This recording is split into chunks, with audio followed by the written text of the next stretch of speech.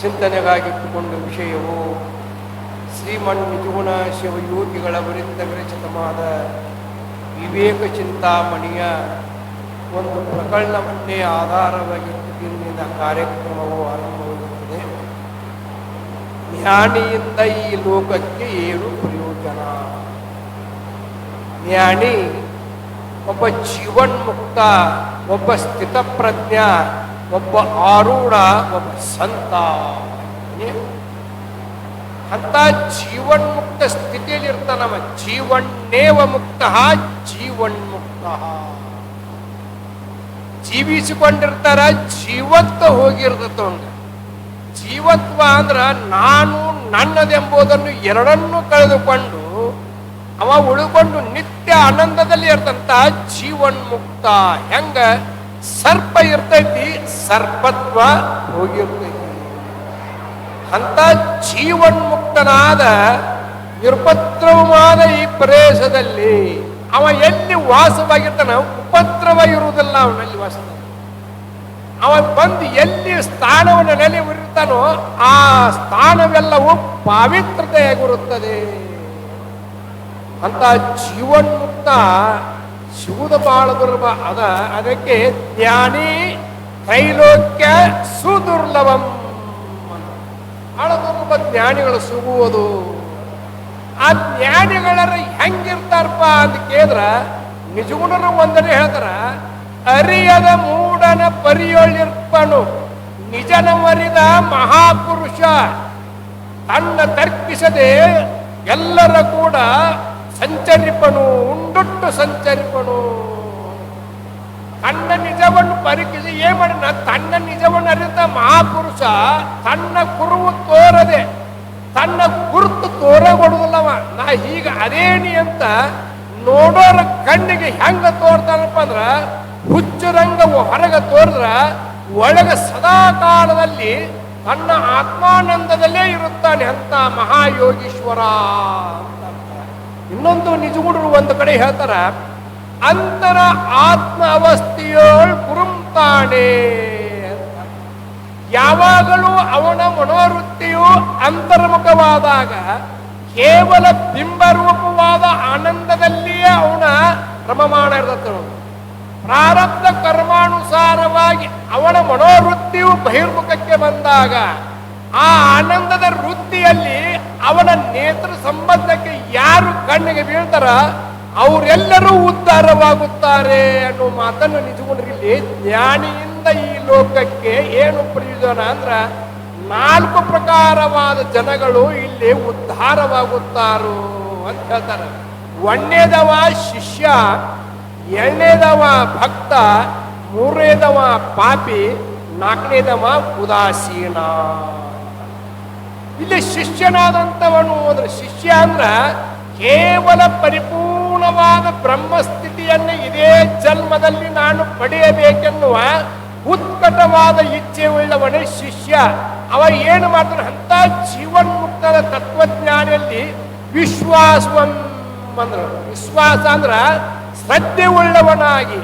ಯಾಕಂದ್ರ ಗುರುವೇ ಏನಕ್ಕದ, ಗುರುವಿನಿಂದಲೇ ನನ್ನ ಜನ್ಮವು ಉದ್ಧಾರವಾಗುತ್ತದೆ ಅಂತಿದ್ರು. ಗುರು ಯಾರಂತ ತಿಳ್ಕೊಂಡಿರ್ತಾನ, ಗುರು ಸಾಕ್ಷಾತ್ ಪರಮಾತ್ಮನೇ ಅಂತ ತಿಳ್ಕೊಂಡಿರ್ತಾನ. ಅದನ್ನೇ ಸುತ್ತಿಯಲ್ಲಿ ಭರ್ಗೋ ಸಾಕ್ಷಾತ್ ನರಾಕೃತಿ ಅಂತ. ನರನನ್ನುವುದಲ್ಲವ, ಪರಮಾತ್ಮನೇ ನರರೂಪದಿಂದ ಅವತರಿಸಿ ಬಂದಿರ್ತಾನೆ ಜಗದುದ್ಧಾರಕ್ಕೆ ಅಂತೇಳಿ ಅವನಲ್ಲಿ ವಿಶ್ವಾಸವುಳ್ಳವನಾಗಿ ಸದ್ಭಾವಶೀಲವುಳ್ಳವನಾಗಿ ನಿತ್ಯ ಆತ್ಮಚಿಂತನೆ ಮಾಡ್ತಾನ ಶಿಷ್ಯ. ಇವನು ಉದ್ಧಾರ ಹಾಕನ ಒಂದನೇದು. ಎರಡನೇದವ ಭಕ್ತ ಏನು ಮಾಡ್ತಾನಂದ್ರ, ಭಕ್ತರಲ್ಲಿ ಸಕಾಮ್ಯಗಳಂದ್ರ ಫಲಾಪೇಕ್ಷಗಳು ಇರ್ತಾರ, ಫಲವು ಬೇಡಪ್ಪ ನಿಷ್ಕಾಮಗಳು ಇರ್ತಾರ. ಅವ್ರನ್ನು ಅನುರಾಗದಿಂದ ಅವನನ್ನು ಭಜಿಸಿದೊಡೆ. ಅನುರಾಗದಿಂದ ಅಂದ್ರೆ ಪ್ರೇಮದಿಂದ, ಅಂದ್ರೆ ತನ್ನ ಮೇಲೆ ಎಷ್ಟು ಪ್ರೇಮ ಐತಿ ಅದನ್ನೇ ನಿಜಗೊಂಡ್ರು. ಆವ ಕಾಲದೊಳು ಬಳಿ ಕಾಮದೇಶದೊಳು ಬೇರೆ ವಸ್ತುನೋಳು ಒಡವೆರೆಯದೆ ಅತಿಮಮತ ತನ್ನ ಮೇಲಿರುವುದಂತೆ ಗುರುದೇವತೆಯೋಳ್ ಅನುರಾಗದಿಂದಿರುವುದೇ ನಿಜ ಭಕ್ತಿ ಅಂದ್ರು. ಅಂತ ತನ್ನ ಮೇಲಿನ ಇಂದ ಪ್ರೀತಿಯನ್ನು ಗುರುವಿನಲ್ಲಿಟ್ಟು ನಿತ್ಯವರ ಸೇವಾದಿಗಳನ್ನು ಮಾಡಿ ಸಕಾಮಿಗಳಾದವರಿಗೂ ಲೋಕದಲ್ಲಿ ಫಲವನ್ನು ಕೊಡ್ತಾರ. ನಿಷ್ಕಾಮವಾದವರಿಗೆ ಅಂತಃಕರಣ ಪರಿಶುದ್ಧರ ಜ್ಞಾನವನ್ನು ಉಪದೇಶವನ್ನು ಮಾಡ್ತಾನೆ. ಯಾಕೆ ಈಗಿನ ಕಾಲದಲ್ಲಿ ಸಕಾಮಿಗಳ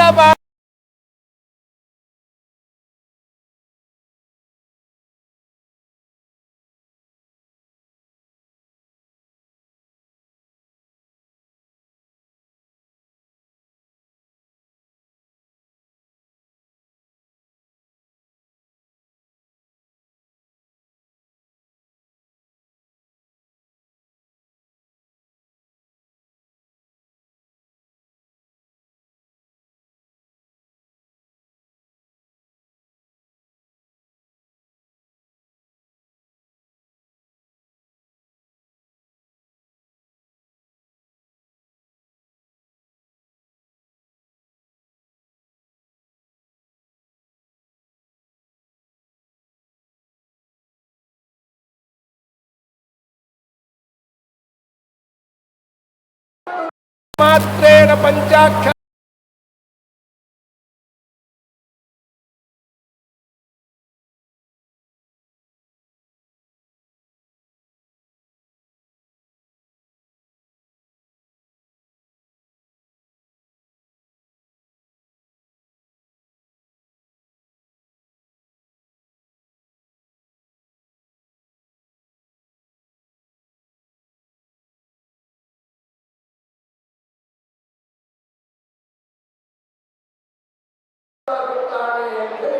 ಇಲ್ಲಿ ಒಬ್ಬ ತತ್ವಜ್ಞಾನಿ ಜೀವನ್ಮುಕ್ತನಾದ ಪುರುಷ ತನ್ನ ಇಡೀ ಆಯುಷ್ಯವೆಲ್ಲವನ್ನು ಭಕ್ತರಿಗೆ ಸಲ್ಲಿಸ್ತಾನ ಅಂತೇಳಿ ನಿಜವರು ಬಹಳ ಸುಂದರನ.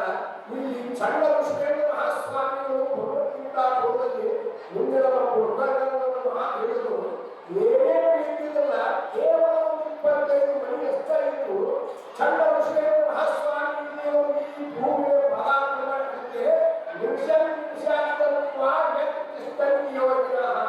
ಒಂದೇ ನಿಮಿಷ ಏನಾಗುತ್ತೆ ನಿಜವರ ನಡೆದೇವ ಯಾತ್ರೆ ನಿಂತರೆ ವಾರಣಾಸಿ ನುಡಿದಿದೆ ಸುಮತ ಯೋಗೀಶ್ವರನು ನುಡಿದಿದೆ ಮಾತ್ರ. ನಡೆದೇವ ಯಾತ್ರೆ ಅವನು ಎಲ್ಲಿ ನಡೆದಲ್ಲ ಅದೇ ಯಾತ್ರೆ. ಯಾಕೆ ಯಾತ್ರೆ ಮಾಡ್ತಾರಪ್ಪ ಅಂತಂದ್ರ ಯಾತ್ರವನ್ನು ಮಾಡಿದ್ರ ಆ ಜಲವನ್ನು ಪವಿತ್ರತೆ ಆಯಿತು. ಆ ಜಲದಲ್ಲಿ ಇದ್ದ ಜೀವಿಗಳಿಗೆ ತತ್ವಜ್ಞಾನವನ್ನು ಬೋಧಿಸುತ್ತಾರೆ. ನಡೆದೇವ ಯಾತ್ರೆ ನಿಮ್ಮದೇ ವಾರಣಾಸಿ. ಈ ಹಾವಿಗೆ ಚಂಡ ಋಷಿಕೇಂದ್ರ ಮಹಾಸ್ವಾಮಿಗಳು ಭಗವದ್ಗೀತಾ ಇಲ್ಲೇ ಒಂದು ಕಷ್ಟದಲ್ಲಿತ್ತು. ಯಾವಾಗ ಚಂಡ ಋಷಿಕೇಂದ್ರ ಮಹಾಸ್ವಾಮಿ ಪದಾರ್ಪಣೆ ಮಾಡಿದ್ರು ಇದೇ ಈಗ ನೋಡ್ತಕ್ಕಂಥ ಛೋಟಾ ಬಾಬಾ ಹಾವಿಗೆ ಹರಡಗಿರಿ ನಡೆದೇವ ಯಾತ್ರೆ ನಿಮ್ಮದೇ ವಾರಣಾಸಿ ಬಿಡುದೇ